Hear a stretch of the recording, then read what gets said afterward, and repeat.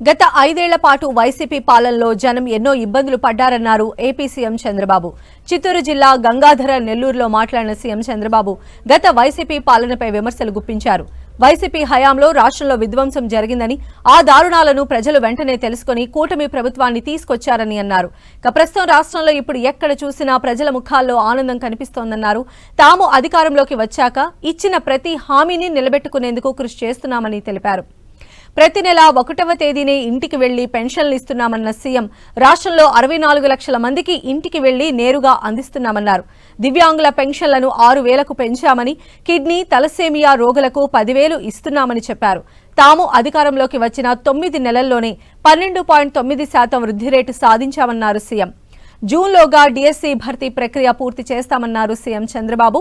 అవసరమైన చోట్ల అన్నా క్యాంటీన్లు ఏర్పాటు చేస్తామని హామీ ఇచ్చారు. 5 ఏళ్ల పరిపాలన, మీరు ఈ విషయం కూడా గుర్తుపెట్టుకోవాలి. రాష్ట్రాన్ని విధ్వంసం చేశారు. ఓసారి మన చిత్తూరు జిల్లాలో అడవి పందులుంటాయి. అవి పొలం మీదకి వస్తాయి. తినిపోతే పర్వాలేదు, తిన్నంత తిని మొత్తం తొక్కేసిపోతాయి.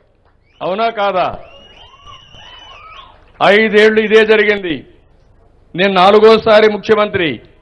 నాకే అర్థం కావడం లేదు ఇప్పుడు ఏం చేయాలని దిక్కుదోచని పరిస్థితి వచ్చింది. కానీ మీరు ఒక మంచి పని చేశారు. కష్టాల్లో ఉన్నప్పుడు విజ్ఞత ప్రదర్శించారు.